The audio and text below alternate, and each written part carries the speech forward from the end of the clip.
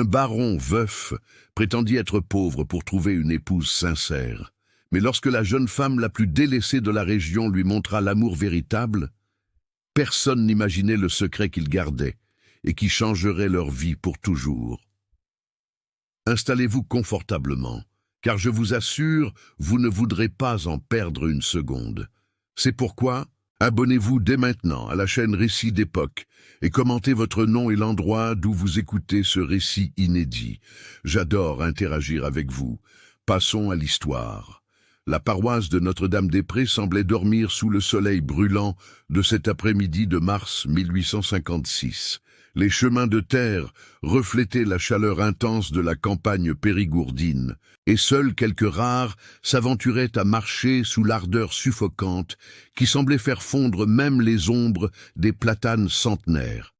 C'est à ce moment que Rodolphe arriva pour la première fois dans ce petit village. Ses pieds soulevaient de petits nuages de poussière orangée sur la route, et ses vêtements simples, usés par le temps et l'usage, contrastait étrangement avec son apparence. Tout observateur attentif aurait remarqué que, malgré ses humbles habits, il y avait quelque chose de différent chez cet homme. Ses yeux verts possédaient une profondeur inhabituelle, une intelligence qui ne correspondait pas à la condition apparente d'un ouvrier itinérant. Ses mains, bien que calleuses, étaient soignées d'une manière qu'aucun journalier ordinaire n'aurait eu le temps ou l'intérêt de maintenir.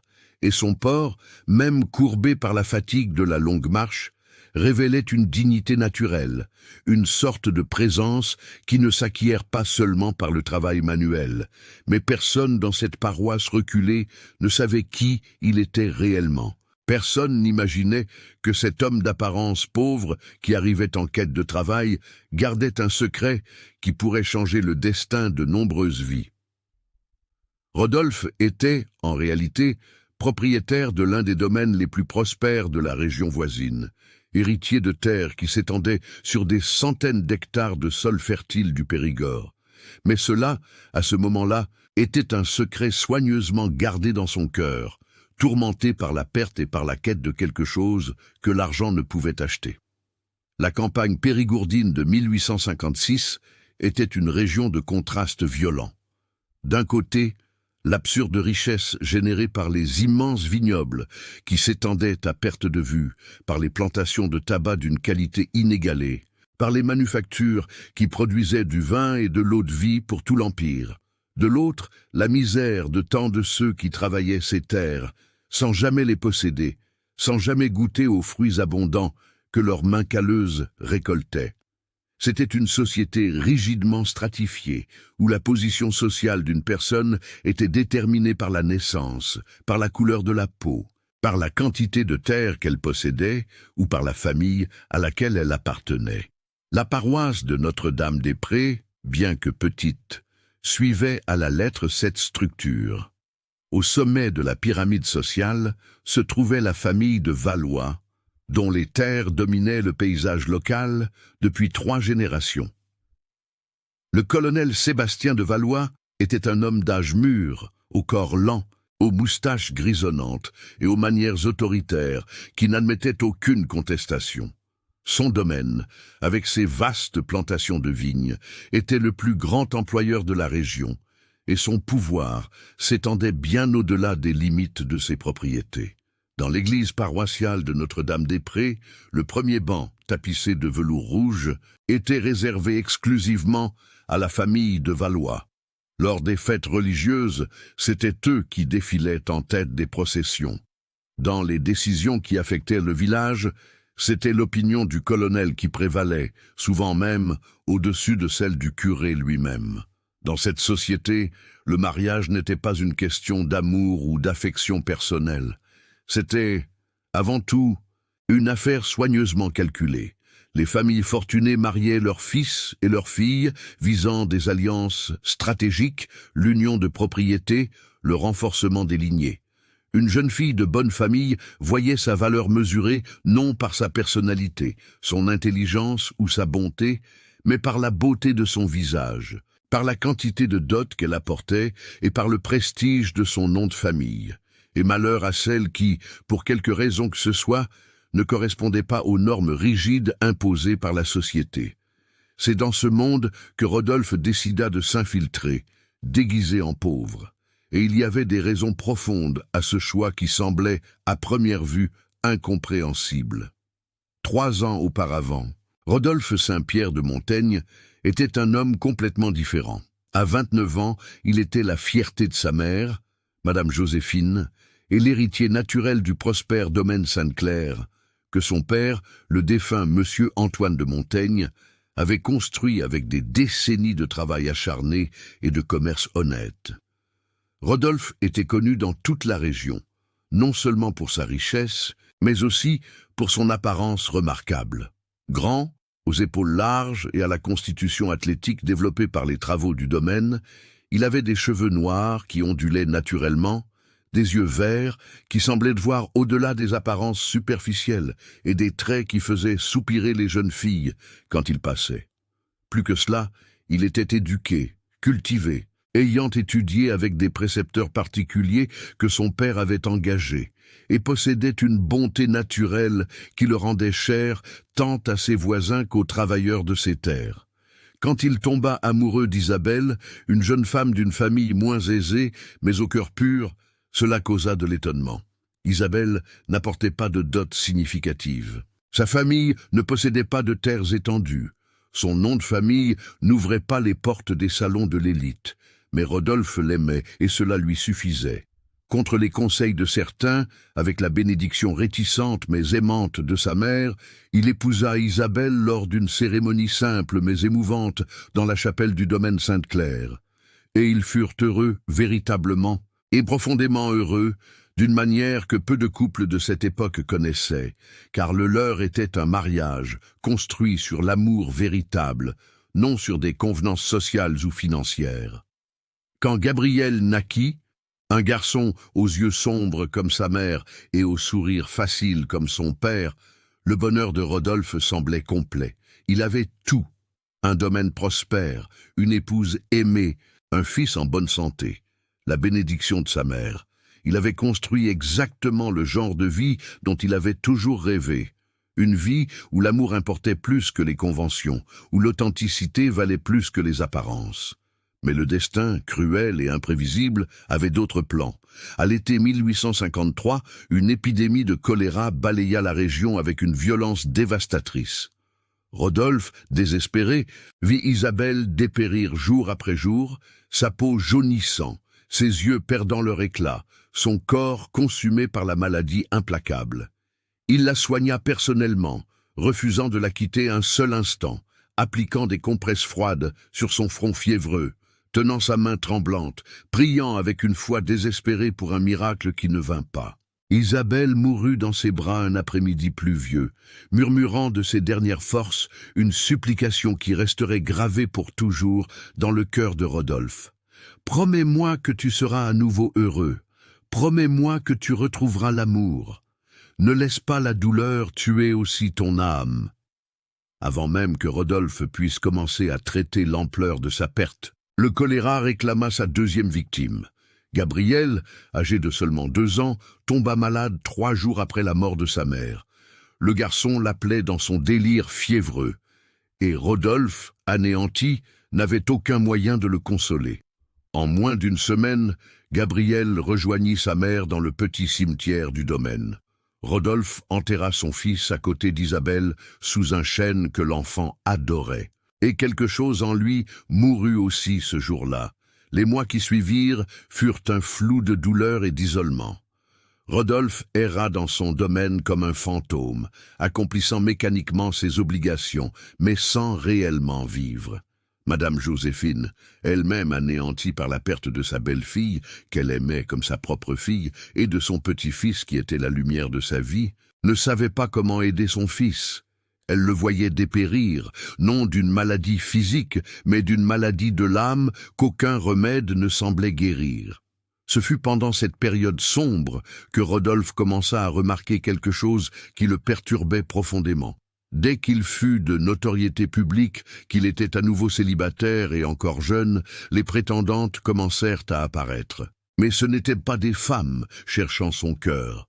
C'étaient des familles entières, calculant des alliances, des pères offrant leurs filles comme des pièces dans un jeu d'échecs social, des mères poussant des jeunes filles qui ne regardaient pas Rodolphe en tant qu'homme, mais ses terres en tant que prix à conquérir.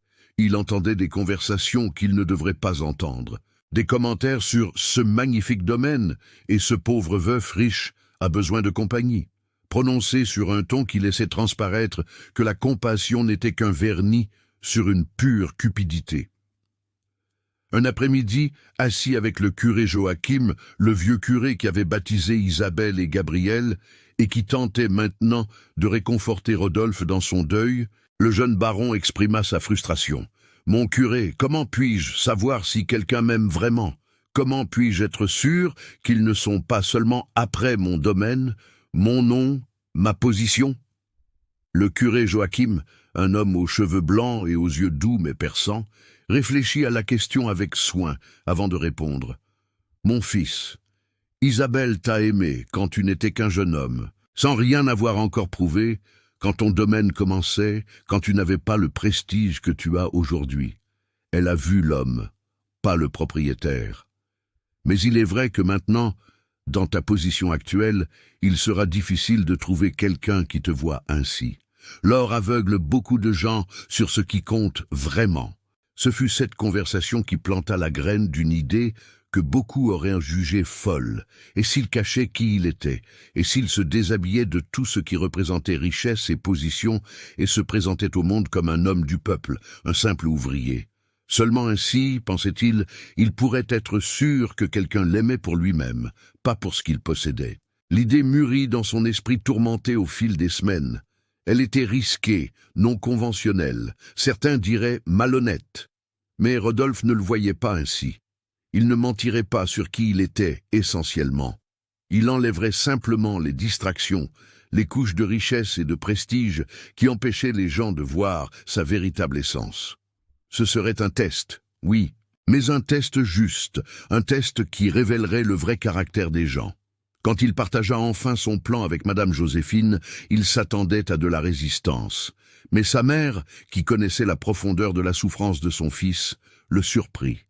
« Rodolphe, mon fils, si c'est ce que tu dois faire pour retrouver la paix, si c'est ce que tu dois faire pour honorer la demande d'Isabelle que tu sois à nouveau heureux, alors vas-y, va avec ma bénédiction. Le domaine sera là quand tu reviendras, et l'amour que tu trouveras sera réel, sera vrai, non souillé par des intérêts mesquins. » Et ainsi, Rodolphe prépara soigneusement son déguisement. Il sépara de vieux vêtements usés, du type que porterait un ouvrier libre. Il cacha ses documents de propriété et son argent dans un coffre que seuls lui et sa mère connaissaient. Il laissa l'administration du domaine entre les mains compétentes de son intendant de confiance, un homme qui travaillait pour la famille de Montaigne depuis des décennies, et parti, choisissant une direction qui le mènerait vers des régions où son nom et son visage n'étaient pas connus, où il pourrait réellement recommencer comme une personne ordinaire. Le voyage le mena à la campagne périgourdine, dans une petite paroisse dominée par les de Valois, où personne ne le connaissait et où il pourrait être simplement Rodolphe, l'ouvrier, non Rodolphe Saint-Pierre de Montaigne, le riche baron. C'est là, cet après-midi caniculaire de mars, que sa quête d'amour véritable commença réellement. Sa première étape fut l'église paroissiale de Notre-Dame-des-Prés. L'église, construite en pierre et mortier, peinte d'un blanc que le soleil de la campagne jaunissait avec le temps, se trouvait au centre du petit village. Son intérieur frais offrait un soulagement bienvenu de la chaleur extérieure, et Rodolphe entra silencieusement, retirant son chapeau usé qui protégeait sa tête du soleil. Le curé Joachim, un homme déjà âgé mais encore vigoureux, était agenouillé devant l'autel, priant son chapelet. En entendant les pas, il se retourna et vit le nouveau venu. Il y avait quelque chose chez cet homme qui attira immédiatement l'attention du curé. Ce n'était pas seulement la beauté frappante de ses traits que même ses pauvres vêtements ne pouvaient cacher. C'était quelque chose de plus profond. Une qualité dans les yeux, une tristesse ancienne mêlée de détermination qui parlait de quelqu'un qui avait souffert et survécu. « Bienvenue, mon fils. dit le curé, se levant avec un certain effort et marchant vers Rodolphe. Je suis le curé Joachim, vicaire de cette paroisse. Je vois que tu es étranger à ces terres. Oui, mon curé, répondit Rodolphe, gardant la tête légèrement baissée, dans une posture d'humilité qui ne lui était pas naturelle, mais qu'il devait apprendre. Mon nom est Rodolphe. Je viens de loin, en quête de travail honnête. Le curé Joachim étudia l'homme devant lui, avec les yeux expérimentés de celui qui avait déjà confessé des milliers d'âmes et appris à lire au-delà des mots. Du travail, dis-tu? As-tu de l'expérience dans quel type de travail? Dans les travaux des champs, mon curé. Je connais la plantation, la récolte, le soin des animaux. Mon père... Rodolphe hésita, choisissant soigneusement ses mots pour ne pas mentir complètement. Mon père m'a tout appris sur la terre avant de décéder. C'était vrai. Monsieur Antoine de Montaigne avait en effet enseigné à son fils tous les aspects de l'administration d'un domaine, du travail le plus basique aux complexités du commerce et de la gestion. Et si Rodolphe omettait maintenant la partie où il possédait son propre domaine prospère, c'était un mensonge par omission, mais un qu'il justifiait à lui-même comme nécessaire pour son but plus grand. Le curé Joachim hocha la tête, pensif. Il y a du travail au domaine des Devallois. Le colonel Sébastien a toujours besoin d'hommes forts pour la tâche. Je peux te donner une lettre de présentation, si tu le souhaites. Je ne te connais pas, c'est vrai. Mais il y a quelque chose en toi qui me dit que tu es un homme de parole. Rodolphe sentit une pointe de culpabilité d'abuser de la confiance de cet homme bon, mais remercia sincèrement. Ce serait une grande aide, mon curé. Je vous remercie de tout mon cœur. Pendant que le curé Joachim préparait la lettre, Rodolphe regarda autour de l'église. Elle était simple, mais bien entretenue, avec des images de saints sur les murs et un crucifix en bois sombre sur l'autel. Il vit sur l'un des premiers bancs des coussins de velours rouge qui marquaient clairement des sièges réservés. Il sourit amèrement à lui-même. Même dans la maison de Dieu, les divisions sociales étaient marquées et respectées. « Voici, dit le curé, lui tendant la lettre cachetée. « Présente-toi au colonel Sébastien demain matin. Le domaine est à 2 lieues d'ici, en suivant la route principale vers le nord. Tu ne peux pas te tromper, c'est la plus grande propriété de la région. Merci, mon curé, votre bonté ne sera pas oubliée. Va avec Dieu, mon fils, et si tu as besoin de conseils ou de confession, tu sais où me trouver. » Rodolphe passa cette nuit dans une petite auberge du village, dans une chambre minuscule, avec un lit dur et une couverture fine. Il était habitué aux draps de lin et aux matelas moelleux, mais se força à ne pas se plaindre, même mentalement. Cela faisait partie du test qu'il s'était imposé. S'il ne pouvait supporter les difficultés d'une vie ordinaire, auquel droit avait-il de juger qui que ce soit? Le lendemain matin, il se leva avec les premières lueurs du soleil et commença la marche vers le domaine des Devallois.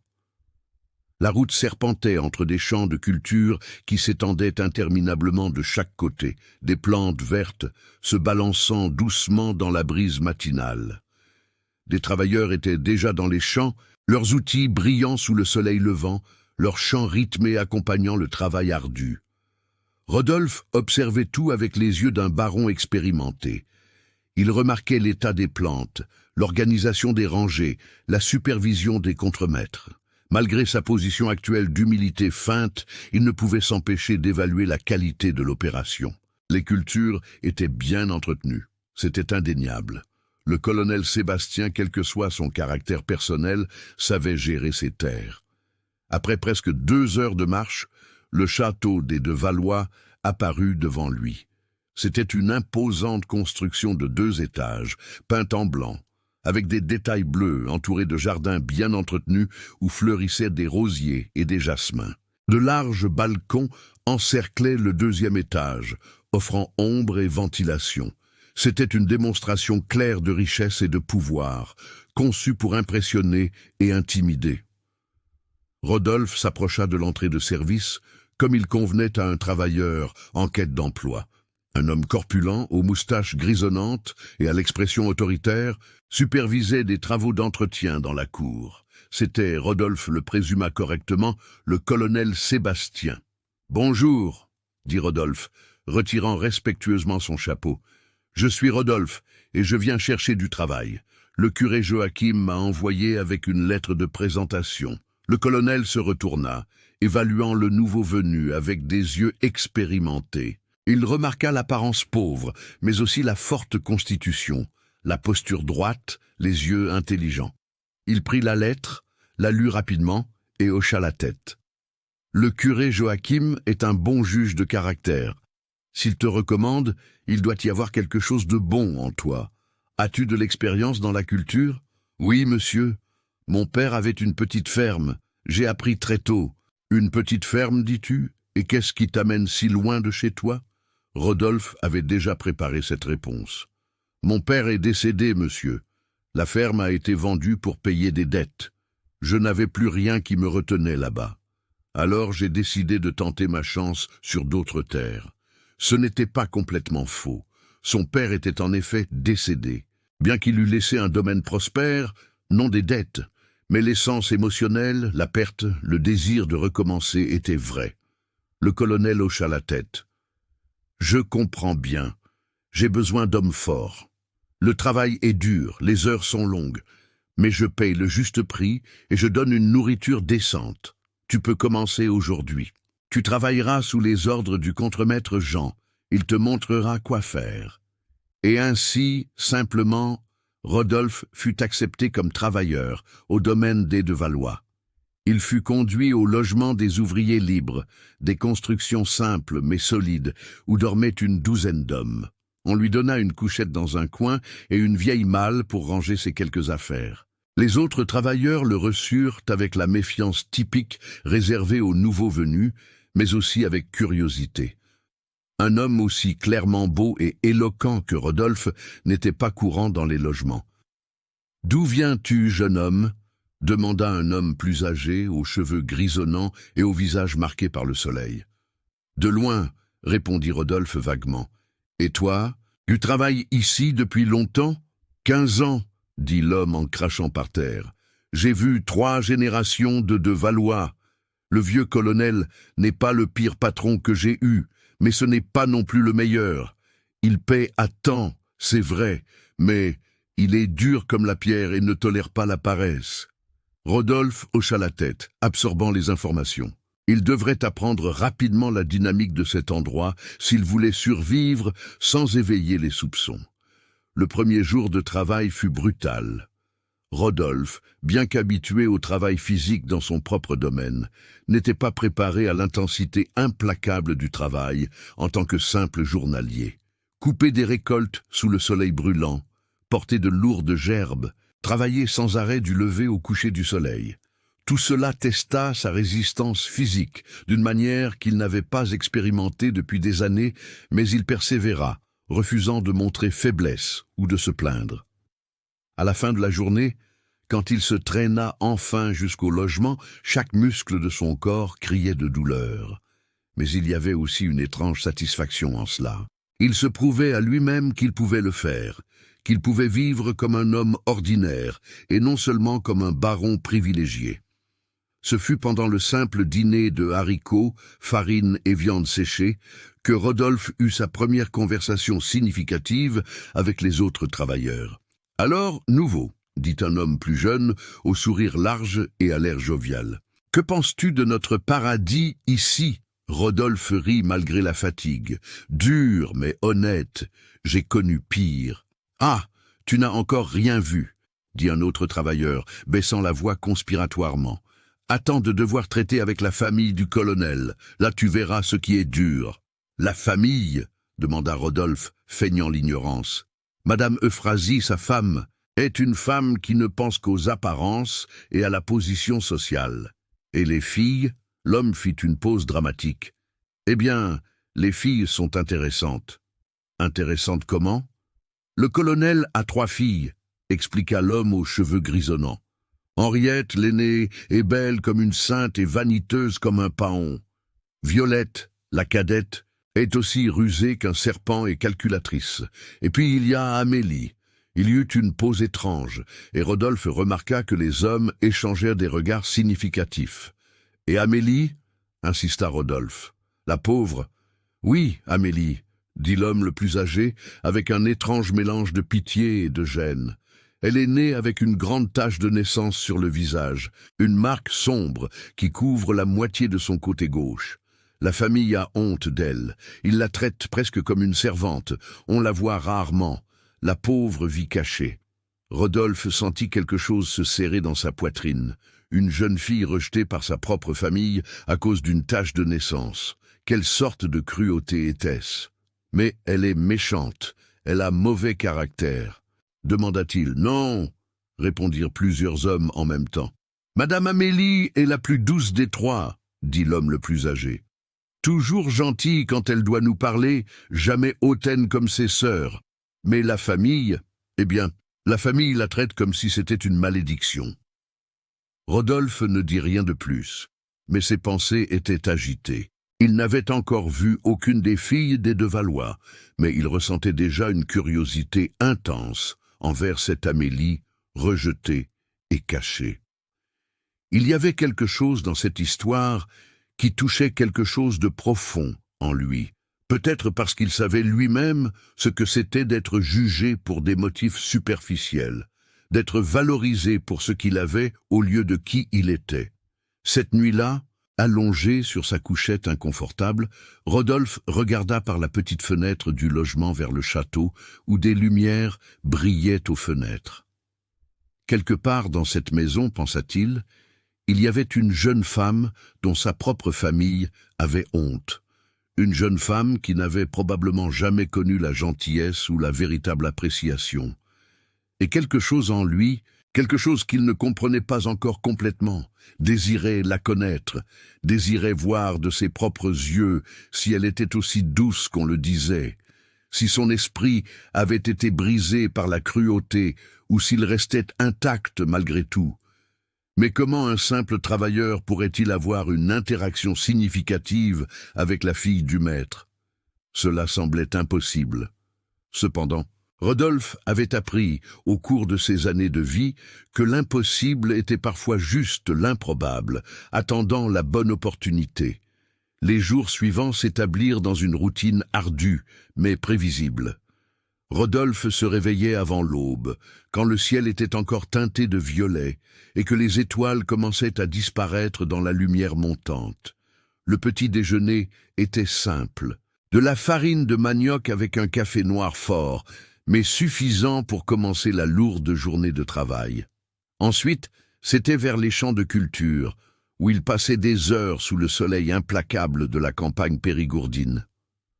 Le travail était sans aucun doute exténuant, mais Rodolphe découvrit qu'il y avait une étrange liberté en cela. En tant que travailleur anonyme, personne n'attendait de lui autre chose qu'un service manuel. Il n'y avait pas de décisions administratives à prendre, pas de questions financières à résoudre, pas de responsabilité de direction. C'était une existence simple, presque méditative dans sa routine, et cela lui donnait le temps d'observer, de penser, de traiter la perte qu'il portait encore comme un poids dans sa poitrine. Pendant ces premiers jours, Rodolphe eut peu d'occasion de voir la famille de Valois de près.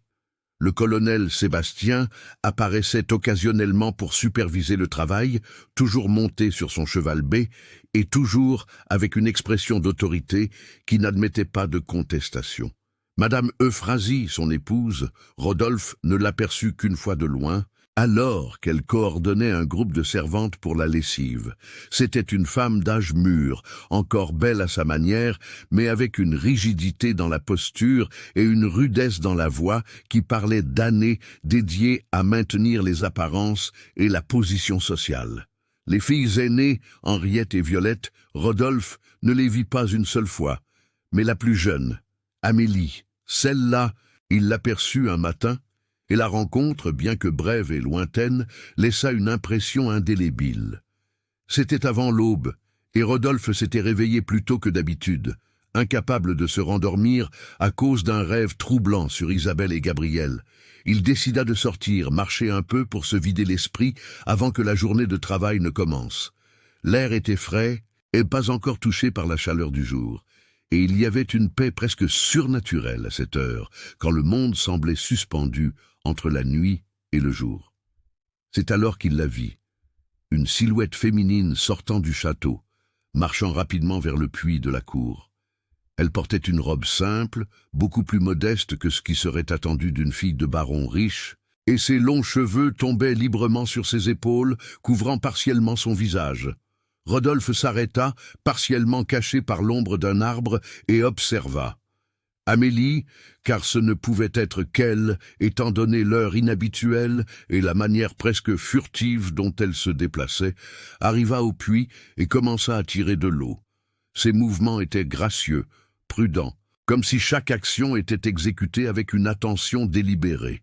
Et puis, à la surprise de Rodolphe, elle commença à chanter, doucement, presque en murmurant, mais il put entendre des fragments de la mélodie. Une complainte triste sur la solitude et l'espoir, sur le désir d'être libre, comme les oiseaux qui volent au-dessus des champs de culture. Sa voix était douce, malgré la mélancolie de la musique. Et il y avait quelque chose dans toute la scène, la jeune femme seule dans le calme du matin, chantant ses tristesses pour personne d'autre que les étoiles disparaissantes, qui toucha profondément Rodolphe. Il eut une impulsion presque irrésistible de se révéler, d'aller vers elle et de dire quoi? Qu'il était là, qu'il avait entendu, qu'il trouvait sa voix belle, mais il se retint. Ce n'était pas le moment, pas encore, et de plus, que dirait un travailleur ordinaire à une fille du maître sans paraître impertinent ou pire?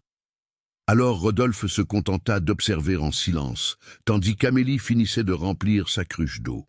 Elle se retourna pour rentrer à la maison, et dans ce mouvement, la lumière grandissante de l'aube illumina son profil. Rodolphe vit des cheveux châtains ondulés, une silhouette délicate, une posture qui, malgré la honte qu'elle portait, maintenait une dignité inhérente. Et oui, il vit aussi la tache de naissance dont les hommes avaient parlé, une marque sombre qui couvrait une partie de son visage gauche. Mais ce qui impressionna le plus Rodolphe n'était pas la marque, c'était la totalité de la personne.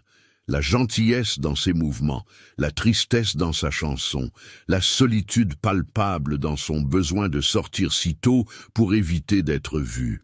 Ici se trouvait quelqu'un qui comprenait le rejet, qui connaissait la douleur. Ici se trouvait quelqu'un qui, comme lui, cherchait quelque chose que le monde semblait déterminé à lui refuser. Amélie disparut à nouveau dans le château, et Rodolphe resta là, debout, ses pensées en tourbillon. Il était venu à ce domaine sans attente spécifique, seulement avec l'espoir vague de trouver l'authenticité quelque part, de trouver quelqu'un qui le verrait pour qui il était et non pour ce qu'il possédait. Il n'imaginait jamais que cette personne pourrait être la fille rejetée de son employeur, une jeune femme que sa propre famille traitait comme une honte. Le destin, pensa-t-il, avait un sens de l'humour particulier. Les jours suivants, Rodolphe se découvrit à prêter attention d'une manière qu'il n'avait pas l'intention. Il observait le château pendant les pauses du travail, espérant apercevoir à nouveau cette figure solitaire. Il écoutait les conversations des autres travailleurs avec une attention renouvelée, cherchant toute mention d'Amélie, et lentement, pièce par pièce, il commença à reconstituer un tableau de sa vie. Elle était, découvrit-il, essentiellement une servante dans sa propre maison.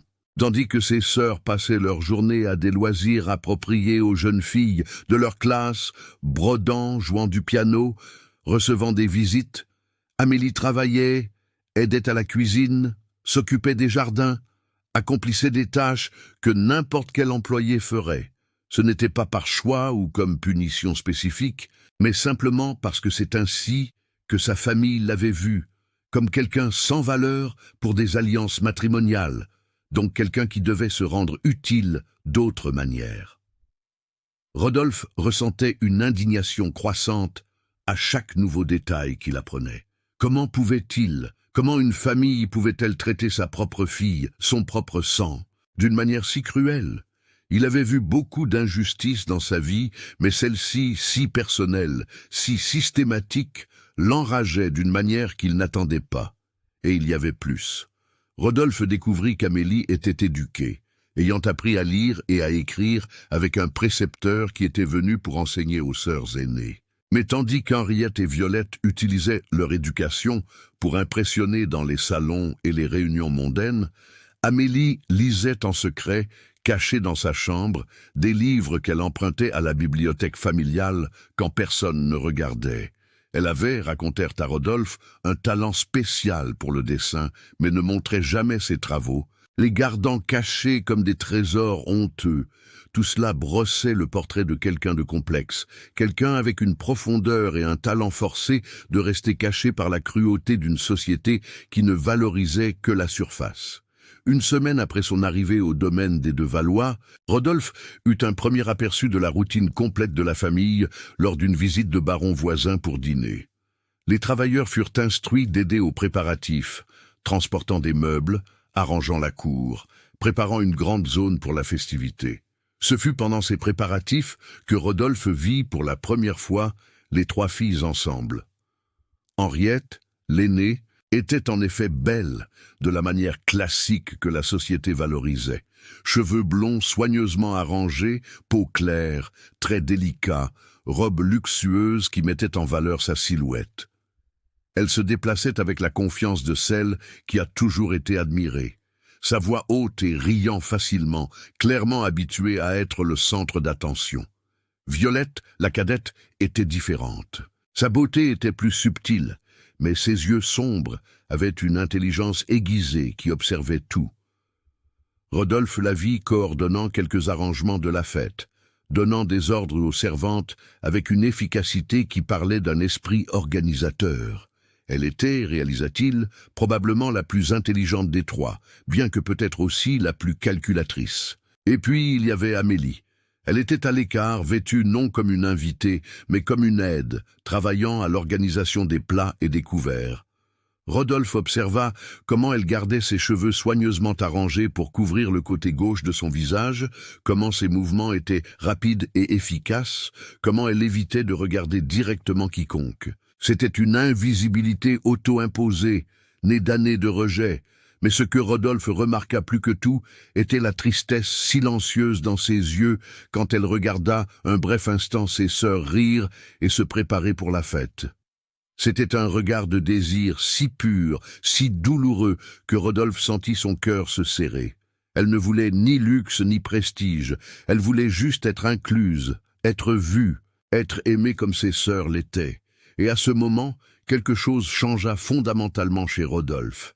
Sa quête d'amour véritable, qui avait commencé comme quelque chose d'abstrait et d'un peu égoïste, prit un focus spécifique. Il voulait connaître Amélie, non comme maître et servante, non comme baron riche déguisé et fille rejetée, mais comme deux âmes qui avaient expérimenté la perte et le rejet de manière différente, mais également profonde. Mais comment faire cela sans révéler sa véritable identité? Comment l'approcher d'une manière qui ne semblerait pas inappropriée ou qui ne la mettrait pas en danger avec sa famille? Ces questions occupaient constamment les pensées de Rodolphe maintenant, le consumant d'une manière qu'il n'avait pas expérimentée depuis qu'il avait connu Isabelle. Le destin, cependant, conspirait déjà pour lui offrir une opportunité, car en peu de temps, les vies de ces deux cœurs blessés s'entrelaceraient d'une manière qu'aucun d'eux n'aurait pu prévoir, initiant un voyage qui mettrait à l'épreuve non seulement leur amour, mais leur courage, leur foi et leur conviction que la vraie valeur d'une personne ne réside pas dans son apparence ou sa position, mais dans la beauté et l'immortalité de son âme. Amélie Christine de Valois se réveillait chaque jour avant que le premier rayon de soleil ne touche les collines de la campagne périgourdine, non pas parce qu'elle le voulait, mais parce qu'elle avait appris, au cours de ses 22 années de vie, que l'invisibilité était plus facile à maintenir aux heures où tout le monde dormait encore. Sa chambre était la plus petite du château, située au bout du couloir du 2e étage, loin des appartements spacieux qu'occupaient ses sœurs. Les murs étaient simples, sans les papiers peints décoratifs importés qui ornaient les autres pièces. Le mobilier se composait de pièces que ses sœurs avaient délaissées au fil des ans. Un lit à baldaquin dont le tissu était délavé, une commode avec des tiroirs qui coinçaient, un miroir fêlé qu'elle consultait rarement. Ce matin-là, 2 semaines après l'arrivée de Rodolphe au domaine, Amélie se réveilla comme toujours, dans le silence qui précède l'aube. Elle se leva rapidement, s'habillant dans l'obscurité pour ne pas avoir à allumer de bougies et risquer de réveiller quelqu'un. Elle choisit, comme toujours, l'une de ses robes les plus simples, une robe de coton gris, déjà rapiécée plusieurs fois. Non pas qu'elle ait eu un réel choix, tandis qu'Henriette et Violette possédaient des garde-robes remplis de robes de soie, de taffetas et de mousseline aux couleurs les plus variées. Amélie n'avait que 4 robes simples, toutes dans des tons discrets qui lui permettaient de se fondre dans les murs. Le rituel matinal était toujours le même. Peigner ses longs cheveux soyeux, sa seule beauté que personne ne pouvait nier, bien qu'il ne le fasse jamais à voix haute, et les arranger soigneusement, de manière à ce que les mèches tombent sur le côté gauche de son visage, couvrant partiellement la tache de naissance qui la définissait aux yeux de tous. La tache de vin, comme le médecin l'avait appelée quand elle était enfant, s'étendait de la tempe gauche jusqu'à la mâchoire, une coloration sombre qui contrastait avec sa peau claire. Ses bords étaient irréguliers, comme une carte d'un territoire inconnu, marquée de manière permanente sur son visage. Amélie se souvenait de la première fois qu'elle avait vraiment compris ce que cette marque signifiait pour les autres. Elle avait 5 ans et la famille avait reçu d'importants visiteurs, un baron et son épouse de Bordeaux. Amélie, innocente comme le sont tous les enfants, avait couru saluer les visiteurs, impatiente de montrer le dessin qu'elle avait fait ce matin-là. L'expression d'horreur sur le visage de la baronne, la manière dont la femme avait reculé instinctivement, la façon dont sa mère, Madame Euphrasie, avait agrippé Amélie par le bras avec une force douloureuse et l'avait traînée hors de la pièce. Tout cela était gravé dans sa mémoire avec une clarté cruelle. Plus jamais tu n'apparaîtras devant des invités sans être appelé, avait chuchoté sa mère en la secouant. Tu nous fais honte. Ne vois-tu pas comment les gens réagissent quand ils te voient ? Amélie n'avait pas compris alors. Mais elle avait appris. Oh, comme elle avait appris. Au fil des ans, elle avait appris à interpréter chaque regard de pitié, chaque détournement de regard, et chaque commentaire chuchoté qu'il pensait qu'elle n'entendait pas. Elle avait appris que sa marque n'était pas seulement une caractéristique physique, c'était une sentence sociale, une condamnation qui définirait chaque aspect de la façon dont elle serait traitée pour le reste de sa vie. Henriette, sa sœur aînée, ne manquait jamais une occasion de le lui rappeler. « Quel dommage que tu sois née ainsi, Amélie », disait-elle de cette voix mélodieuse qu'elle utilisait pour feindre l'inquiétude. « Sans cela, tu pourrais même être jolie. Tes yeux ont une couleur intéressante et tes cheveux sont plutôt beaux. Mais bon, on ne peut pas tout avoir, n'est-ce pas ?» Violette était plus subtile dans sa cruauté, mais non moins efficace. Elle ignorait simplement Amélie la plupart du temps, la traitant comme un meuble, parlant d'elle à la 3e personne, même quand Amélie était présente. « Mère, Amélie pourrait aider à la préparation de la fête. Après tout, elle n'a rien de plus important à faire, n'est-ce pas ?» Mais c'était l'indifférence de son père, le colonel Sébastien, qui la blessait le plus profondément. Il ne la voyait tout simplement pas. Amélie pouvait être dans la même pièce que lui pendant des heures, et son père ne lui adresserait pas un seul mot.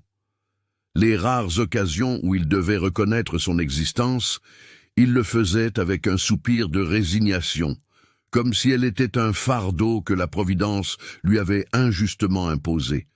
Et sa mère, Madame Euphrasie, oscillait entre ignorer complètement Amélie et la traiter avec un mélange d'impatience et de honte. Il n'y eut jamais d'étreinte maternelle, jamais de mots d'encouragement ou de réconfort, seulement des ordres brefs et des critiques constantes. « Amélie, tes cheveux sont ébouriffés. Amélie, tu marches trop lentement. Amélie, pourquoi ne peux-tu pas être plus comme tes sœurs ? Pourquoi ne pouvait-elle pas être plus comme ses sœurs ? Cette question avait hanté Amélie toute sa vie. Elle avait essayé. Dieu savait combien elle avait essayé. Quand elle était plus jeune, elle avait étudié avec le même précepteur qui enseignait Henriette et Violette et avait découvert qu'elle adorait apprendre. Elle dévorait les livres, absorbait les connaissances comme une éponge. Elle découvrit qu'elle avait un talent pour les langues, lisant couramment le français à 12 ans. Elle découvrit qu'elle adorait la poésie, mémorisant des vers entiers d'Alfred de Musset et de Victor Hugo. Mais cela n'avait pas d'importance, car dans le monde où elle vivait, une femme n'était pas valorisée pour son intelligence ou son éducation. Elle était valorisée pour sa beauté, sa dot et sa capacité à faire une bonne alliance matrimoniale.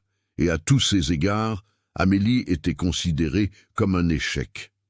La dot aurait pu être là. La famille de Valois avait des ressources, même si le colonel Sébastien les administrait mal.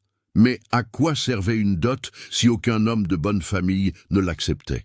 Amélie avait entendu il y a des années sa mère discuter avec une amie des perspectives matrimoniales de ses filles. « Henriette sera facile à marier », avait dit Madame Euphrasie. « Elle est belle et gracieuse. Les prétendants feront la queue. Violette ne posera pas de problème non plus. Elle est intelligente et sait se comporter en société. » Mais Amélie... Il y eut une longue et douloureuse pause. Amélie aura de la chance si elle trouve un vieux veuf qui a besoin de quelqu'un pour s'occuper de sa maison. C'est le mieux que nous puissions espérer pour elle. Ces mots s'étaient profondément ancrés dans le cœur d'Amélie. Alors c'était ça. Son avenir était prédéterminé. Être donné à un vieil homme qui l'accepterait seulement par désespoir ou par nécessité pratique, jamais par affection ou par choix authentique. Mais malgré tout, le rejet, toute la cruauté occasionnelle, toutes les petites humiliations quotidiennes, Amélie avait gardé en elle une étincelle d'espoir tenace. Elle lisait des romans à la chandelle, cachés dans sa chambre, des histoires d'amour qui transcendaient les apparences et les positions sociales. Elle savait que c'étaient des fantasmes, que la vie réelle ne fonctionnait pas ainsi, mais elle ne pouvait s'empêcher de rêver. Elle rêvait de quelqu'un qui la verrait vraiment, au-delà de la marque. Quelqu'un qui valoriserait sa gentillesse, son intelligence, son cœur bon. C'était un rêve fou, elle le savait, mais c'était le sien et elle le gardait comme un trésor secret. Ce matin-là, comme tous les autres, Amélie descendit silencieusement les escaliers, traversa la maison encore endormie et sortit dans le petit jardin qu'elle cultivait derrière la cuisine. C'était son refuge, son endroit secret où elle pouvait être seule, sans craindre les regards ou les commentaires. Là, elle cultivait des herbes médicinales qu'elle avait appris à identifier grâce à un vieux livre de botanique qu'elle avait trouvé dans la bibliothèque de son père. Il y avait de la menthe pour les tisanes digestives, de la camomille pour calmer les nerfs, de la lavande pour aider au sommeil, de la rue pour éloigner le mauvais œil, bien qu'Amélie doutât que toute plante puisse éloigner la malchance qui semblait la poursuivre. Elle était agenouillée parmi les plates-bandes, vérifiant si les plantes avaient besoin d'eau, quand elle entendit des pas. Son cœur s'accéléra immédiatement. Qui serait éveillé à cette heure? Elle arrangea rapidement ses cheveux, s'assurant qu'ils couvraient son visage, et resta très silencieuse, espérant que quiconque passerait sans la remarquer. Mais les pas s'arrêtèrent. Amélie risqua un regard et vit l'un des nouveaux travailleurs, ce bel homme qui était arrivé quelques semaines auparavant, Rodolphe. Il était debout au bord du jardin, l'observant avec une expression qu'elle ne parvenait pas à déchiffrer. « Pardon, mademoiselle, » dit-il, avec une gentillesse et une éducation qui surprirent Amélie. Les travailleurs s'adressaient rarement à elle avec un tel respect. « Je ne voulais pas vous effrayer. J'ai vu du mouvement et j'ai pensé que cela pouvait être... » Il hésita. « Ça pouvait être quoi ?» demanda Amélie, gardant le visage tourné, de sorte qu'il ne vit que le côté droit. « Un animal, peut-être un chien égaré. J'ai l'habitude de me lever tôt et de marcher un peu avant que le travail ne commence. » Amélie hocha la tête, ne sachant trop quoi dire. Elle aurait dû le renvoyer, mais il n'était pas irrespectueux ou impertinent. Il était juste là. « Ce sont des herbes médicinales ?» demanda Rodolphe, désignant les plates-bandes. La surprise fit qu'Amélie le regarda directement, oubliant momentanément de cacher son visage. « Oui, comment? Comment savez-vous » Rodolphe sembla considérer la question attentivement. « Ma mère cultive des herbes. Je reconnais certaines de ces plantes. Celle-là est de la menthe, n'est-ce pas? Et celle-ci est de la camomille. Oui, répondit Amélie, un sourire involontaire effleurant ses lèvres. C'était si rare que quelqu'un montre un intérêt véritable pour ce qu'elle faisait. Et là, il y a de la lavande, et de la rue, et même un peu de romarin. Impressionnant, dit Rodolphe, et il y avait une réelle admiration dans sa voix. Cela doit demander beaucoup de travail pour entretenir tout cela.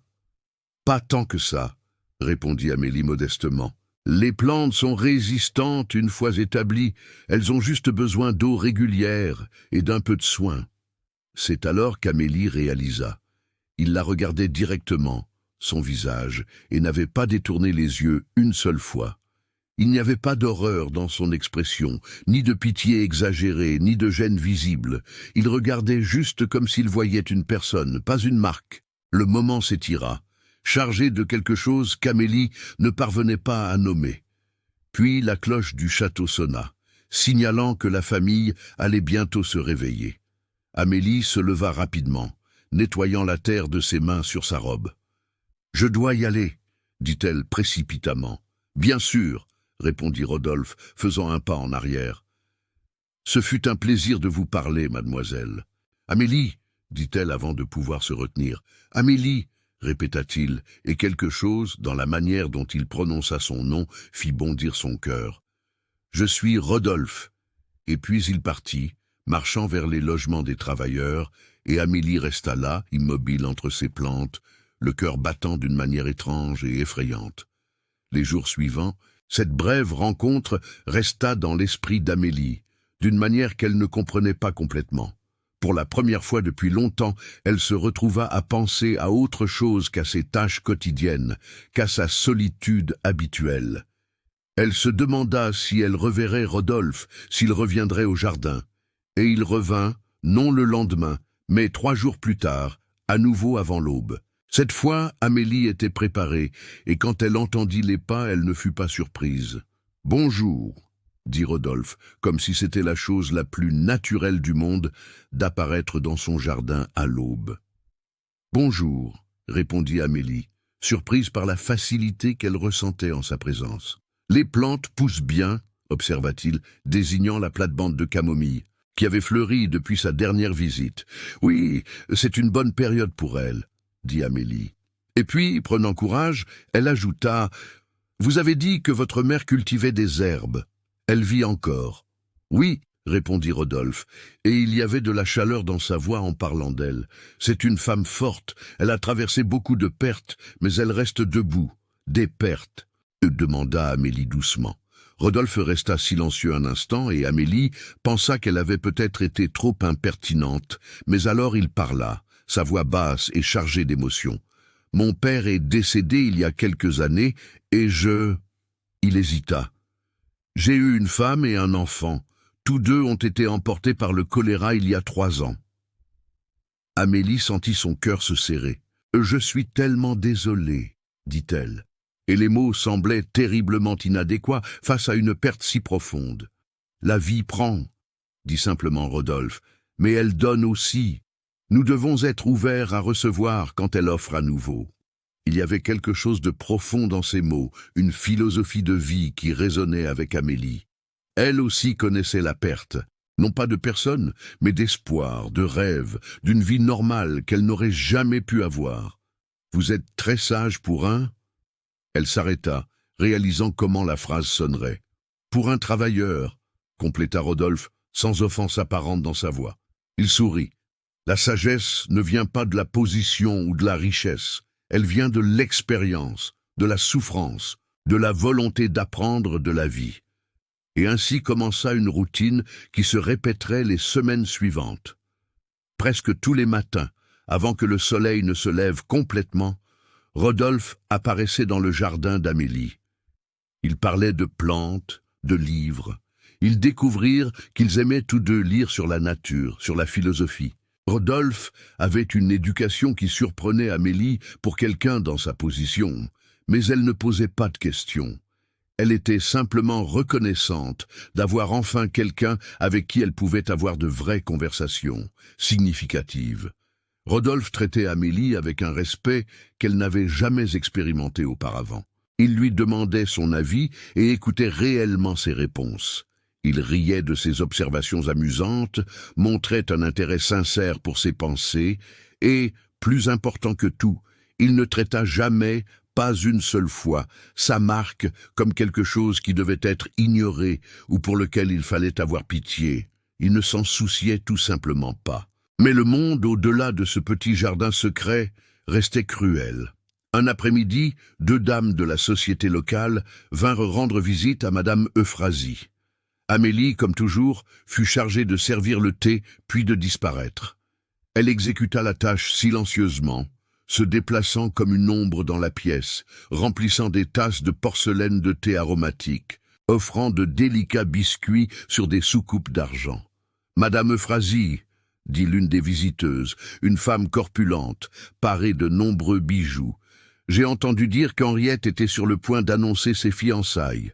Quelle joie pour vous !»« Oui », répondit Madame Euphrasie, gonflée de fierté. « Le jeune homme est le fils du baron de Saint-Amour, un excellent parti. Et Violette ?» demanda l'autre visiteuse. « Certes, elle aura bientôt aussi des prétendants. » « Oh, sans aucun doute, Madame Euphrasie acquiesça. Violette est très intelligente, elle saura bien choisir. » Il y eut une pause, et alors, la première visiteuse regarda directement Amélie, qui se tenait dans un coin, tenant le plateau vide. « Et la jeune Amélie ?» demanda la femme, sa voix dégoulinante d'une fausse préoccupation. « Avez-vous déjà pensé à ses perspectives ?» Amélie sentit son visage chauffer, mais garda les yeux baissés, comme on le lui avait appris. Madame Euphrasie soupira profondément. « Amélie est une situation difficile, dit-elle, parlant comme si sa fille n'était pas là, dans la même pièce. Avec cette marque, eh bien, les options sont limitées. Nous envisageons quelques possibilités, mais... » Elle laissa la phrase mourir, le sens étant clair. « Quel dommage !» dit la seconde visiteuse, secouant la tête. « C'est une vraie pitié. Sans cela, la jeune fille a même quelques traits agréables, les yeux par exemple. Mais bon, les hommes sont des créatures visuelles, n'est-ce pas? Ils veulent une épouse qu'ils puissent exhiber avec fierté. » Amélie sentit les larmes lui monter aux yeux, mais refusa de les laisser tomber. Pas là, pas devant ces femmes cruelles. Elle attendit d'être congédiée. Puis elle s'enfuit dans sa chambre, où elle laissa enfin les larmes couler librement. C'était toujours ainsi, toujours. Peu importe combien elle essayait d'être utile, d'être bonne, d'être digne d'amour, sa marque serait toujours la première et la seule chose que les gens verraient. Pour le monde, elle n'était pas Amélie, une jeune femme intelligente qui aimait la poésie et les plantes médicinales. Elle était la jeune fille avec la marque, la fille marquée de Valois. La pauvre chose. Ce fut Rodolphe qui la trouva le lendemain matin, pleurant doucement parmi ses plates-bandes. Sans rien dire, il s'assit simplement à côté d'elle, offrant sa présence silencieuse comme réconfort. Et d'une certaine manière, ce geste simple signifia plus pour Amélie que toutes les paroles de pitié qu'elle avait jamais reçues. « Ils t'ont encore blessé », dit Rodolphe finalement, non comme une question, mais comme une affirmation. Amélie hocha la tête, ne faisant pas confiance à sa voix. « Puis-je demander ce qui s'est passé ?» Et Amélie, se surprenant elle-même, raconta. Elle parla des visiteuses, des commentaires cruels, de vivre une vie entière définie par quelque chose sur lequel elle n'avait aucun contrôle. Les mots sortirent comme un déluge, des années de douleur et de frustration, trouvant enfin une oreille attentive. Rodolphe écouta tout sans l'interrompre. Quand elle eut enfin terminé, il resta silencieux un long moment et Amélie craignit d'avoir trop dit, d'avoir éloigné la seule personne qui semblait la voir comme humaine. Mais alors Rodolphe parla, et ses mots changèrent quelque chose de fondamental en elle. « Amélie, dit-il, et il y avait une intensité dans sa voix qui la fit le regarder. « Sais-tu ce que je vois quand je te regarde ?» Elle secoua la tête, incapable de parler. « Je vois une femme qui cultive la vie là où d'autres ne verraient que de la terre. Je vois quelqu'un qui lit de la poésie et comprend la beauté. Je vois de la bonté dans la façon dont tu traites même les plantes avec soin et respect. Je vois de l'intelligence dans tes questions et de la sagesse dans tes réponses. Je vois de la force dans la façon dont tu portes ton fardeau quotidien sans devenir amer. » Il marqua une pause. « Et oui, je vois ta marque, mais je la vois comme une partie de qui tu es, non comme la seule chose qui te définit. » Amélie ne put retenir ses larmes, mais maintenant c'étaient des larmes différentes. Personne, en 22 ans de vie, ne lui avait parlé ainsi. Personne ne l'avait vu ainsi. « Pourquoi ?» murmura-t-elle. « Pourquoi me voyez-vous différemment ?» Rodolphe sourit tristement. « Parce que je sais ce que c'est d'être jugé pour des motifs superficiels. Je sais ce que c'est d'avoir les gens qui ne voient que ce qu'ils veulent voir, pas qui tu es vraiment. » Et à ce moment, dans le silence chargé qui suivit, quelque chose passa entre eux. Une compréhension, une connexion qui allait au-delà des mots. Deux cœurs blessés, reconnaissant l'un dans l'autre quelque chose de précieux, quelque chose de rare, quelque chose que le monde extérieur s'efforçait constamment de détruire. Les jours qui suivirent apportèrent un changement subtil mais profond dans la vie d'Amélie. Elle continuait à accomplir ses tâches quotidiennes, aidant à la cuisine, s'occupant des jardins, restant invisible lors des visites, mais il y avait une différence fondamentale. Elle avait maintenant quelque chose à espérer. Ses rencontres matinales avec Rodolphe devinrent le centre de son existence, des points de lumière dans des jours qui autrement seraient sombres et monotones. Il parlait de tout et de rien. Rodolphe partageait des histoires de lieux qu'il avait vus, des expériences qu'il avait eues, parlait vaguement de son passé, ne révélant jamais de détails spécifiques qui pourraient compromettre son déguisement, mais toujours avec une honnêteté émotionnelle. Il parla davantage d'Isabelle, son épouse défunte, et du petit Gabriel, les décrivant avec un amour si pur qu'Amélie sentit des larmes lui monter aux yeux. Isabelle n'était pas considérée comme une grande beauté, raconta Rodolphe un matin en aidant Amélie à arroser ses plantes. Mais pour moi, elle était la plus belle femme du monde. Non pas pour ses traits, bien que je les trouvais charmants, mais pour la lumière qu'elle portait en elle. Elle riait facilement, aimait profondément et voyait la beauté dans des choses que d'autres ignoraient. Une fleur sauvage poussant entre les pierres, le chant d'un oiseau commun, le sourire d'un enfant, tout cela l'enchantait. « Elle devait être merveilleuse, » dit Amélie doucement. « Elle l'était et elle m'a appris quelque chose de précieux, que l'amour véritable n'est pas aveugle aux imperfections, mais les voit et les aime de la même manière. Isabelle avait ses défauts, comme nous tous, mais ils faisaient partie d'elle et je les aimais parce qu'ils étaient les siens. » Amélie absorba ces mots, les gardant comme des trésors dans son cœur. C'était une philosophie si différente de ce qu'elle avait appris tout au long de sa vie, où les imperfections étaient des choses à cacher, à nier, à avoir honte. À son tour, Amélie commença à s'ouvrir sur ses propres rêves et peurs. Elle parla des livres qu'elle lisait en cachette, des histoires qui la faisaient rêver de mondes différents. Elle révéla son amour secret pour le dessin, bien qu'elle n'eût jamais montré ses travaux à personne. « Pourquoi pas ?» demanda Rodolphe.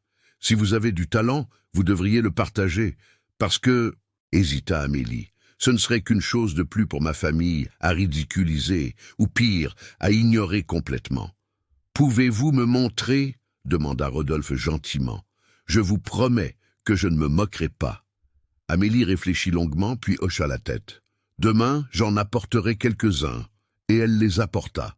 Cachés dans son tablier, elle apporta certains de ses dessins préférés. Des croquis de fleurs, des études d'hirondelles, des portraits de visages imaginaires. Avec des mains tremblantes, elle les montra à Rodolphe, s'attendant à... Elle ne savait trop quoi. La critique, la pitié. Mais ce qu'elle vit sur son visage fut de l'admiration pure. « Amélie, c'est extraordinaire, » dit-il, examinant chaque dessin avec une attention sincère. « Le détail, la technique, la sensibilité, vous avez un don. »« Vous croyez ?» demanda-t-elle, osant à peine y croire. « Je le crois plus que ça, j'en suis certain. Ces dessins montrent une observatrice attentive du monde. quelqu'un qui voit vraiment les choses, qui prête attention aux détails que d'autres manquent. Pour la première fois, Amélie ressentit une fierté authentique pour quelque chose qu'elle avait créé. Ce n'était pas seulement de la tolérance ou de la pitié, c'était une admiration réelle, méritée. Et cela changea quelque chose en elle. Mais tout n'était pas que moments doux dans leur jardin secret. La vie au château continuait avec sa cruauté occasionnelle. Un après-midi, lors d'un déjeuner en famille, Madame Euphrasie annonça une grande nouvelle. Henriette était officiellement fiancée au fils du baron de Saint-Amour. Les préparatifs d'un très grand mariage commenceraient immédiatement. « Ce sera l'événement social de la saison », déclara Madame Euphrasie, radieuse. 300 invités, une robe importée de France, un orchestre venant de Bordeaux. Rien ne sera épargné pour ma fille aînée. Henriette souriait comme un chat qui a dévoré une souris, acceptant les félicitations avec une grâce étudiée. Violette, bien que manifestement jalouse, gardait une expression polie de bonheur pour sa sœur. Et Amélie? Personne ne la regarda, personne ne lui demanda son avis, personne ne l'inclut dans la célébration. Elle était là juste pour servir la nourriture, pour s'assurer que les verres étaient toujours pleins. Et quand ce fut fait, elle fut congédiée d'un geste impatient par sa mère. Plus tard, Amélie entendit par inadvertance une conversation entre Henriette et quelques amis venus lui rendre visite. Elles étaient dans le salon et Amélie passait dans le couloir. « Et Amélie participera au mariage ?» demanda l'une des amies. Il y eut des rires. « Dieu m'en garde !» s'exclama Henriette. « Imaginez les photographies. Non, Amélie restera discrète en arrière-plan, aidant aux préparatifs peut-être, mais ne sera certainement pas visible pendant la cérémonie ou la fête. Maman l'a déjà très clairement fait savoir. »« C'est sage », acquiesça une autre amie. « Ce serait désagréable pour les invités. Surtout les hommes du côté du marié qui ne la connaissent pas. Mieux vaut éviter les embarras. » Les mots transpercèrent le cœur d'Amélie comme des couteaux. Elle n'était pas seulement non invitée au mariage de sa propre sœur, elle était activement cachée comme une honte familiale qui devait être tenue hors de vue. Cette nuit-là, dans sa chambre, Amélie s'effondra finalement.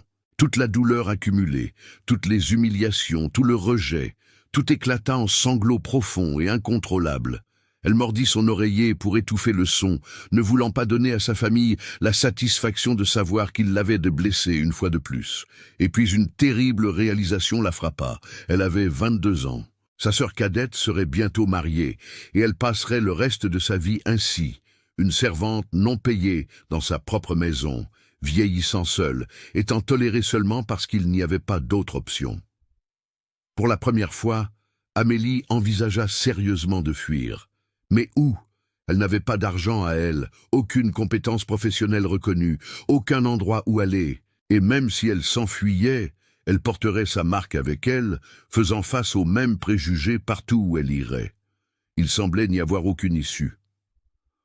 Le lendemain matin, ses yeux étaient rouges et gonflés, mais elle se rendit au jardin quand même, ayant besoin de la solitude, du réconfort des plantes qui ne la jugeaient pas. Rodolphe l'attendait déjà, et quand il vit son visage, il sut immédiatement que quelque chose n'allait pas du tout. « Amélie, qu'est-ce qui s'est passé ?» Et elle raconta le mariage, le fait d'être cachée, la conversation qu'elle avait entendue, le désespoir qu'elle ressentait.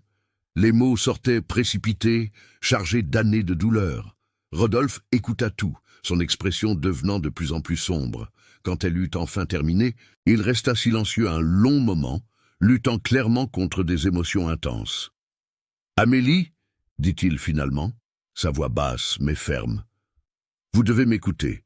Ce que votre famille vous fait, la manière dont elle vous traite, ce n'est pas seulement mal, c'est cruel, c'est injuste, et ce n'est pas un reflet de votre valeur, mais de leur aveuglement et de la dureté de leur cœur. Mais le monde entier pense ainsi, protesta Amélie. Ce n'est pas seulement ma famille, c'est toute la société. Alors la société a tort, dit Rodolphe avec une conviction qui la surprit, et vous n'avez pas à accepter ce jugement. Vous n'avez pas à vivre le reste de votre vie comme prisonnière de leur cruauté. Mais que puis-je faire? Je n'ai pas le choix. Rodolphe la regarda intensément, et Amélie, vit quelque chose se résoudre dans ses yeux, comme s'il prenait une décision importante. « Et si je vous disais, commença-t-il prudemment, qu'il y a une autre option, une issue ?» Le cœur d'Amélie commença à battre plus vite. « Que voulez-vous dire ?» Mais avant que Rodolphe ne puisse répondre, ils entendirent des pas. Violette s'approchait. Rapidement, Rodolphe recula, adoptant la posture d'un travailleur respectueux, et Amélie se tourna vers ses plantes, cachant son visage. Violette s'arrêta au bord du jardin, observant la scène avec des yeux étroits et calculateurs. « Amélie, dit-elle d'une voix froide, mère te cherche, il y a du travail à faire. »« J'y vais tout de suite, » répondit Amélie sans regarder sa sœur. « Et vous ?» Violette s'adressa à Rodolphe. « Ne devriez-vous pas travailler au lieu de flâner dans les jardins ?»« Oui, mademoiselle, » dit Rodolphe humblement, baissant la tête. « Je vous demande pardon. » Violette les regarda l'un après l'autre, avec une suspicion évidente, mais ne dit rien de plus. Elle se retourna et retourna à la maison. Mais Amélie n'avait aucun doute que cette rencontre serait rapportée, probablement déformée, pour paraître pire qu'elle ne l'était. « Je dois y aller, » dit Amélie rapidement à Rodolphe. « Amélie, attendez, » dit-il, touchant légèrement son bras. Le contact, même à travers le tissu de sa robe, lui envoya une vague de chaleur. « Nous devons parler, vraiment parler. Ce soir, si vous le pouvez, retrouvez-moi ici quand tout le monde dormira. »« Ce soir !» répéta Amélie, choquée. C'était audacieux, risqué, inapproprié. Et pourtant, « S'il vous plaît », dit Rodolphe. Et il y avait une urgence dans sa voix qu'elle n'avait jamais entendue auparavant. « C'est important !» Amélie hocha la tête, ne faisant pas confiance à sa voix, et s'enfuit dans la maison. Son cœur palpitait d'un mélange de peur et d'anticipation.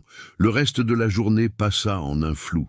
Amélie exécuta ses tâches mécaniquement, son esprit retournant constamment à cette rencontre prévue. Que voulait dire Rodolphe par « une autre option » ? Et pourquoi la pensée de le rencontrer la nuit seul dans le jardin faisait-elle son cœur s'emballer d'une manière qu'elle comprenait à peine? Finalement, la nuit arriva. Amélie attendit dans sa chambre, écoutant les bruits de la maison s'apaiser. Elle entendit Henriette et Violette monter dans leur chambre. Elle entendit ses parents se retirer. Elle entendit les servantes terminer leurs dernières tâches. Elle attendit 1 heure de plus juste pour s'assurer. Puis, silencieusement, le cœur battant si fort qu'elle était sûre que tout le monde dans la maison pouvait l'entendre, elle quitta sa chambre et descendit les escaliers. La lune était pleine cette nuit-là, baignant le jardin d'une lumière argentée. Et là, attendant entre les ombres des arbres fruitiers qui entouraient le petit espace vert d'Amélie, se tenait Rodolphe. Il se retourna quand il l'entendit s'approcher, et même dans la pénombre, elle pouvait voir l'intensité dans ses yeux. « Vous êtes venu, » dit-il doucement, et il y avait du soulagement dans sa voix.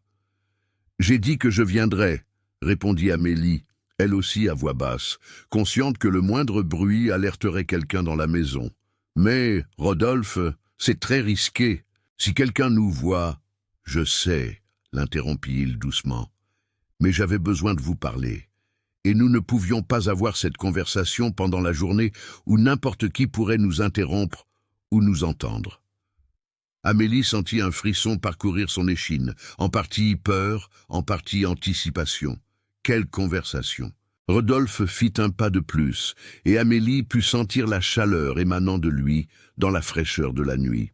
« Vous avez dit aujourd'hui que vous n'aviez pas le choix, que vous étiez prisonnière de la vie que votre famille avait définie pour vous. Mais, et si je vous disais que ce n'est pas vrai, que vous avez le choix, que vous pouvez avoir une vie différente ?»« Comment ?» demanda Amélie, osant à peine respirer. Rodolphe hésita, comme s'il pesait soigneusement ses prochains mots. « Amélie, il y a des choses sur moi que vous ne savez pas, des choses que je ne peux pas encore révéler complètement, mais que vous devez savoir exister. Je ne suis pas exactement qui je semble être. » Le cœur d'Amélie s'accéléra. « Vous êtes en danger, fuyant quelque chose ?»« Non, ce n'est pas ça, » m'assura Rodolphe rapidement. Je ne suis ni un criminel ni un fugitif, mais je suis venu ici dans des circonstances inhabituelles, avec un but précis. » Il inspira profondément. « Je suis venu chercher quelque chose que j'ai perdu, ou plutôt, cherchant à m'assurer que si je le retrouvais, ce serait réel. »« Je ne comprends pas, » dit Amélie confuse. « Amélie, » dit Rodolphe, et il y avait une tendresse dans sa voix qui fit monter les larmes aux yeux d'Amélie. « Vous êtes-vous déjà demandé pourquoi un simple travailleur parle comme un homme éduqué? Pourquoi je connais les livres et la philosophie? Pourquoi je ne me comporte pas comme les autres hommes de ma supposée position? Oui, admit Amélie, mais je pensais que vous aviez peut-être eu une éducation avant un malheur qui vous serait tombé dessus dans la vie. D'une certaine manière, oui, dit Rodolphe. J'ai eu un terrible malheur. J'ai perdu tout ce que j'aimais, mais je n'ai pas perdu ma position dans la vie, pas de la manière que vous imaginez. Il marqua une pause. Ce que je peux vous dire maintenant, c'est ceci. J'ai les moyens de vous offrir une vie différente. Une vie où vous seriez respectée, valorisée, où vous ne seriez ni cachée, ni honteuse. Rodolphe, vous parlez en énigme, dit Amélie, frustrée, mais aussi intriguée. Que proposez-vous exactement? Et alors, sous le clair de lune, Rodolphe fit quelque chose qui changea tout. Il s'agenouilla devant elle, prenant ses mains dans les siennes. « Je propose, dit-il clairement, que vous envisagiez de quitter cette maison, de quitter cette vie, de venir avec moi dans un endroit où vous pourrez être qui vous êtes vraiment, où votre marque ne vous définira pas, où vous serez libre de lire vos livres, de dessiner, de cultiver vos plantes, simplement de vivre. » Amélie sentit le sol disparaître sous ses pieds. « Quitter? Mais comment? Où? Cela, je vous le dirai quand le moment sera venu, dit Rodolphe. Je ne peux pas encore tout révéler, et je comprends si cela vous fait hésiter, mais je dois vous le faire savoir. Mon intention est honorable. Je ne propose rien d'impropre. Je propose une nouvelle vie, une vie meilleure. Mais vous me connaissez à peine, murmura Amélie. Nous sommes pratiquement des étrangers. Nous sommes, demanda Rodolphe gentiment. Nous avons passé des semaines à nous parler presque tous les jours. Nous avons partagé des pensées, des rêves, des peurs.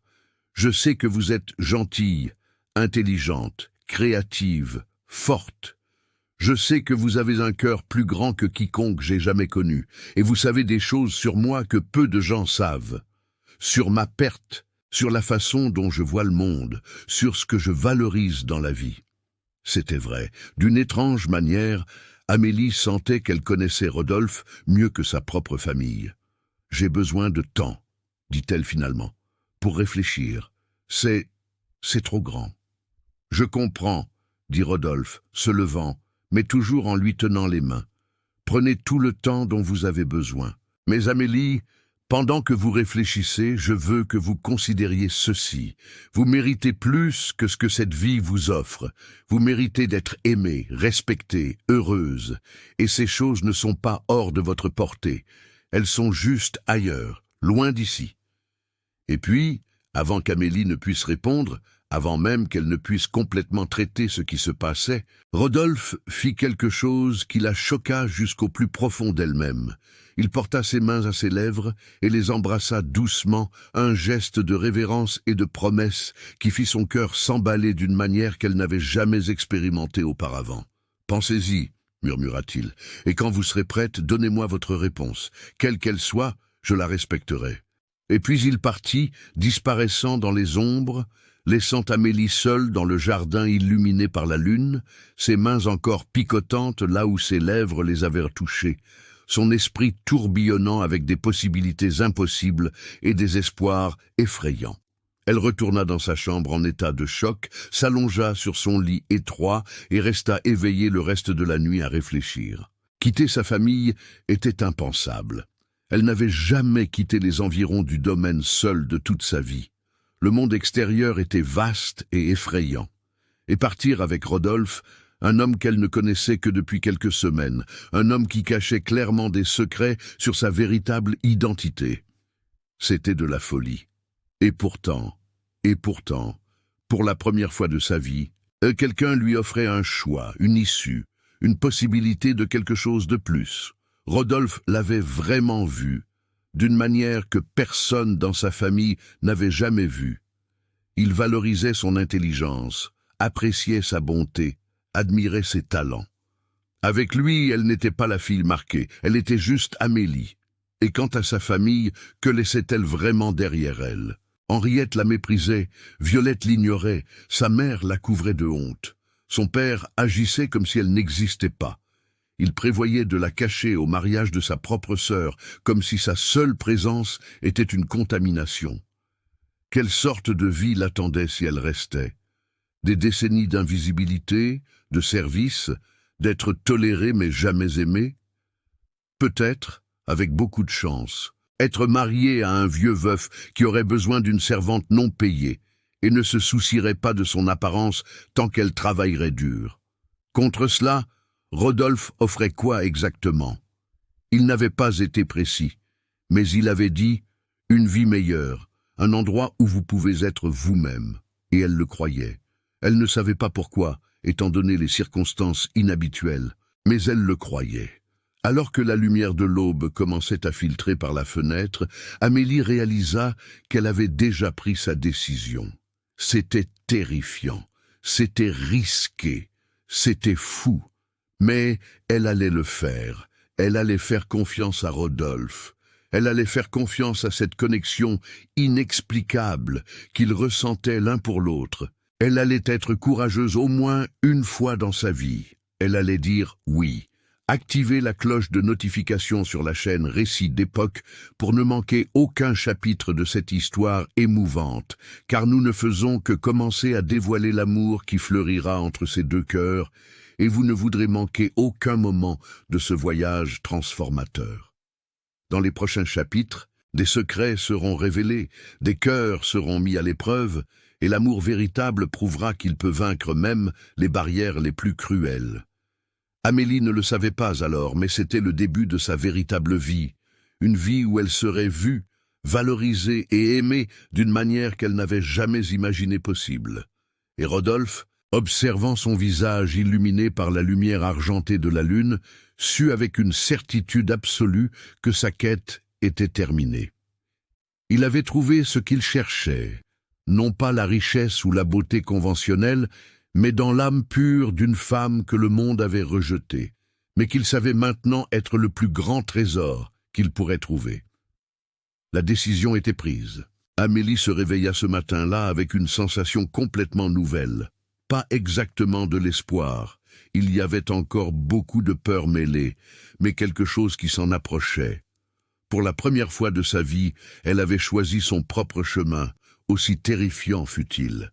Elle avait décidé de faire confiance à Rodolphe, de faire confiance à la connexion inexplicable qu'ils ressentaient l'un pour l'autre, de croire qu'il y avait quelque chose de plus qui l'attendait au-delà des murs de ce domaine où elle n'avait jamais été aimée. Mais d'abord, elle devait lui donner sa réponse.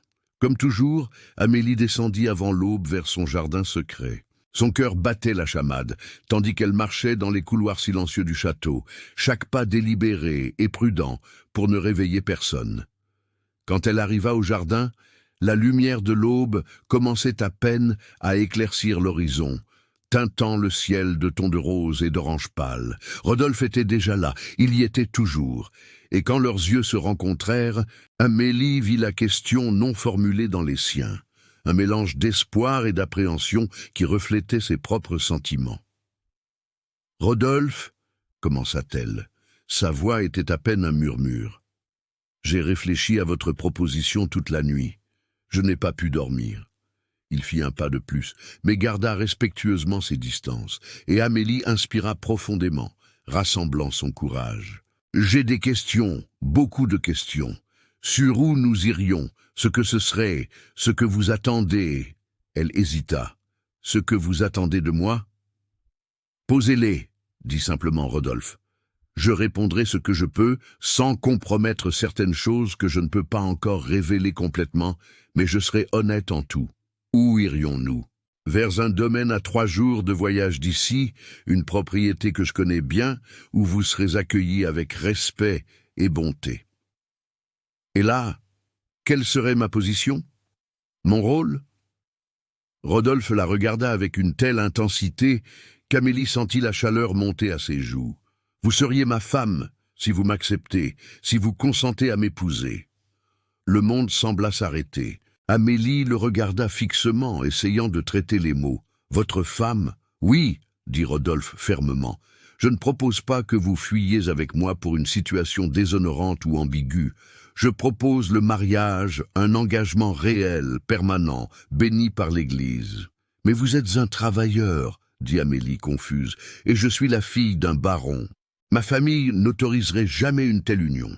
Votre famille, » dit Rodolphe avec une pointe de dureté dans la voix, « n'a pas besoin de l'autoriser. Vous êtes majeur et, de plus, » il hésita, pesant clairement ce qu'il fallait révéler. « De plus, il y a des aspects de ma situation que votre famille ne connaît pas. Faites-moi confiance quand je dis que je peux vous offrir une vie digne. » Vous continuez à parler en énigme, dit Amélie, la frustration et l'espoir se disputant en elle. Qui êtes-vous vraiment, Rodolphe? Quelqu'un qui a tout perdu une fois et a appris ce qui compte vraiment, répondit-il. Quelqu'un qui est venu chercher l'amour véritable, non l'intérêt ou la convenance. Et quelqu'un qui a trouvé en vous quelque chose de plus précieux qu'il n'aurait imaginé possible. Il fit un pas de plus. Amélie, je vous promets que lorsque nous arriverons à destination, je révélerai tout. Mais maintenant, j'ai besoin de votre réponse. Me faites-vous assez confiance pour faire ce saut de foi? Amélie regarda cet homme beau, gentil, mystérieux, qui était apparu dans sa vie si inopinément. Elle pensa à l'alternative. Rester ici, être cachée au mariage de sa propre sœur, vivre des décennies d'invisibilité et de rejet. Elle pensa à ne plus jamais avoir de conversation significative, à ne plus jamais se sentir vue ou valorisée. « Oui, » dit-elle, et le mot sortit plus fermement qu'elle ne s'y attendait. « Oui, je vous fais confiance. »« Oui, j'accepte » l'expression sur le visage de Ro.